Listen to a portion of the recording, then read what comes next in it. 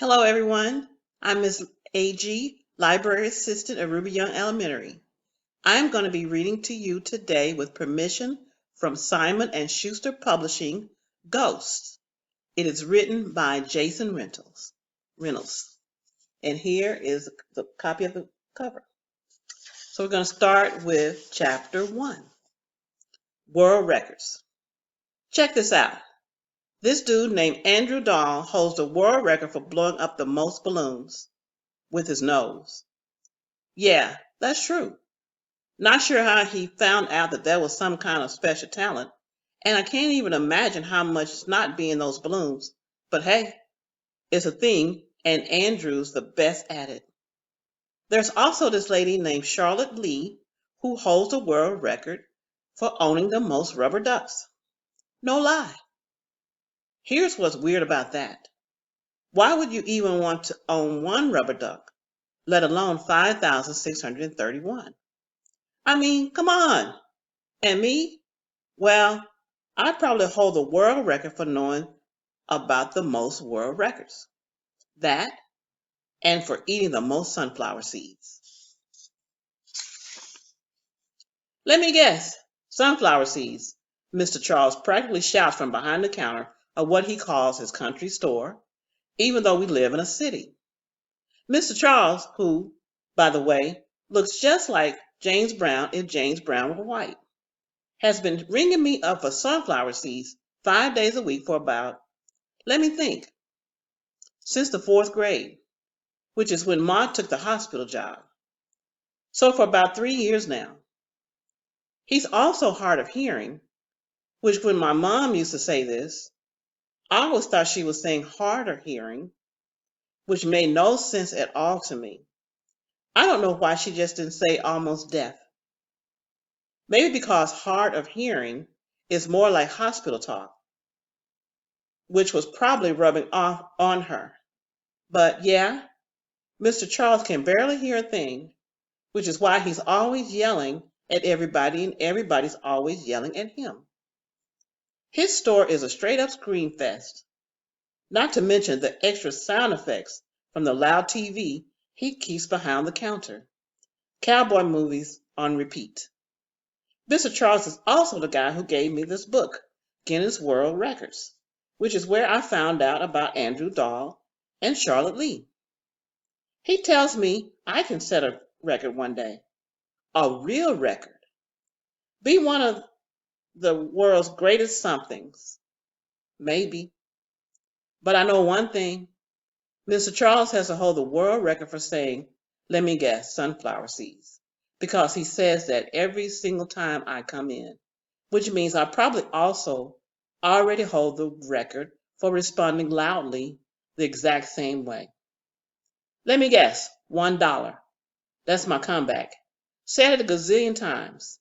Then I slapped a buck in the palm of his wrinkly hand, and he puts a bag of seeds in mine. After that, I continue on my slow motion journey, pausing again only when I get to the bus stop.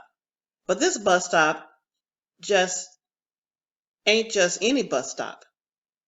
It's the one that's directly across the street from the gym. I just sit there with the other people waiting for the bus, except I'm never actually waiting for it. The bus gets you home fast, and I don't want that. I just go there to look at the people working out. See, the gym across the street has this big window, like the whole wall is a window, and they have these machines that make you feel like you're walking up steps, and so everybody just be facing out.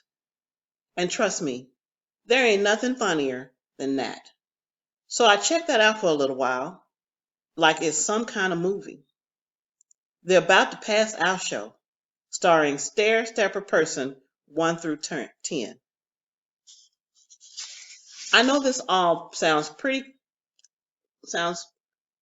kind of weird, maybe even creepy, but it's something to do when you're bored. Best part about sitting there is tearing into my sunflower seeds like they're theater popcorn. About the sunflower seeds, I used to just put a whole bunch of them in my mouth at the same time, suck all the salt off, then spit them all out machine gun-like style. I could have probably set a world record in that too. But now I've matured. Now I take my time, moving them around, positioning them in for the perfect bite to pop open the shell, then carefully separating the seed from it with my tongue.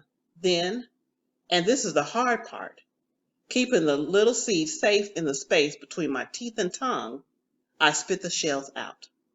And finally, after all that, I chew the seed up. I'm like a master at it, even though honestly, sunflower seeds don't taste like nothing. I'm not even sure they're really worth all the hassle, but I like the process anyway. My dad used to eat sunflower seeds too. That's where I got it from. But he used to chew the whole thing up. The shells, the seeds, everything.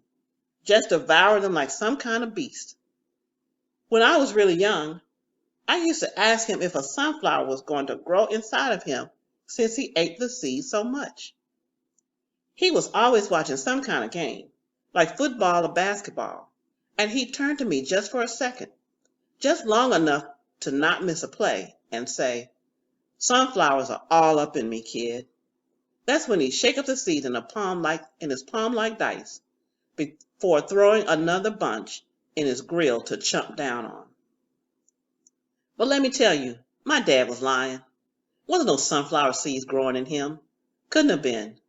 I don't know a whole lot about sunflowers, but I know they're pretty and girls like them, and I know the word sunflower is made of two good words, and that man ain't got two good words in him, or anything like that any girl would like, because girls don't like men who try to shoot them and their son.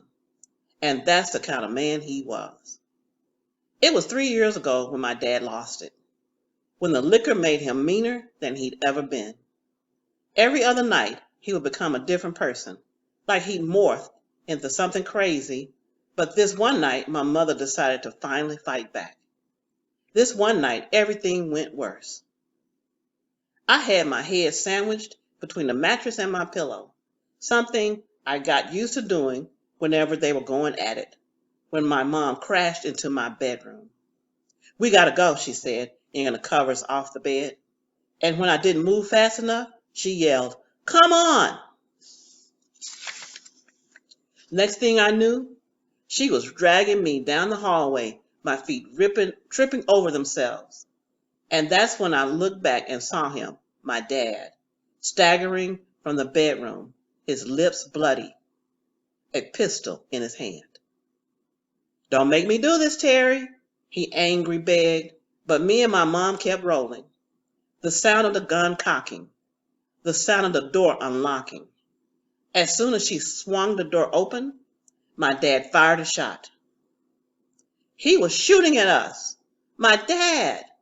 My dad was actually shooting at us! His wife and his boy! I didn't look to see what he hit, mainly because I was scared it was gonna be me or Ma.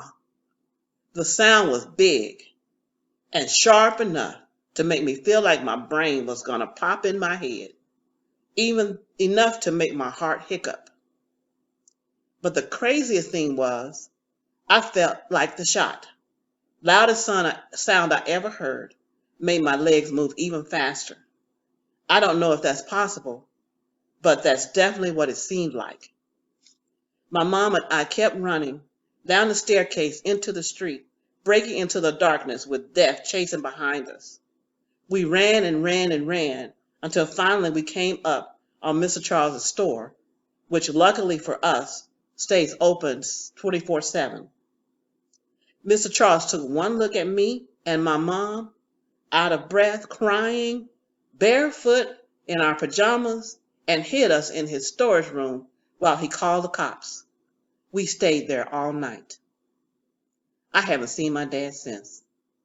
Ma says the cops said that when they got to the house, he was sitting outside on the steps, shirtless, with a pistol beside him, guzzling beer, eating sunflower seeds, waiting. Like he wanted to get caught. like it was no big deal. They gave him 10 years in prison. And to be honest, I don't know if I'm happy about that or not. Sometimes I wish he could have gotten forever in jail. Other times I wish he was home on the couch, watching the game, shaking his C's in his hand. Either way, one thing is for sure. That was the night I learned how to run. So when I was done sitting at the bus stop in front of the gym and came across all those kids on the track at the park practicing, I had to go see what was going on because running ain't nothing I ever had to practice. It's just something I knew how to do. All right, that's the end of chapter 1. Pretty exciting, right? So hang in there with me. We're getting ready to do chapter 2.